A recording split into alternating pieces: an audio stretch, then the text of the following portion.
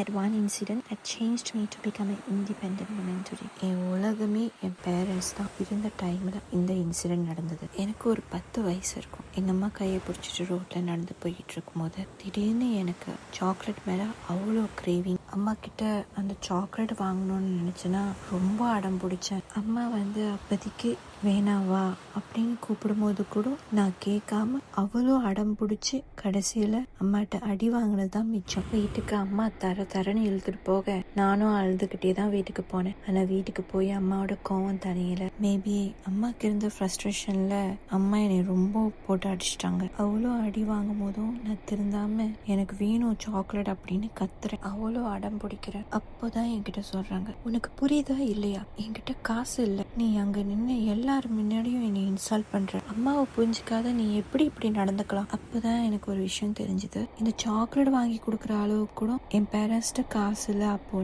அந்த ஒரு இன்சிடென்ட் தான் என்னை இப்போ இப்படி இண்டிபெண்டா ஏர்ன் பண்ண லீட் பண்ணுது. நான் அப்போ டிசைட் பண்ணேன், லைஃப்ல என்னைக்கும் யாருக்கிட்டையும் போய் எதுக்காகவும் நிக்க கூடாது. அதுக்கு வேண்டியதை நம்மளே வாங்கிக்கணும் அண்ட் நம்மளோட பேரண்ட்ஸையும் நல்லா வச்சுக்கணும் அப்படின்றத. ஸோ இப்போ நான் பெஸ்டா இருக்கேனா அப்படின்றது எனக்கு தெரியல. ஆனா என்னோட பெஸ்ட்டுக்கு நான் போய்கிட்டு இருக்கேன்னு இது நிச்சயமா எனக்கு தெரியும்.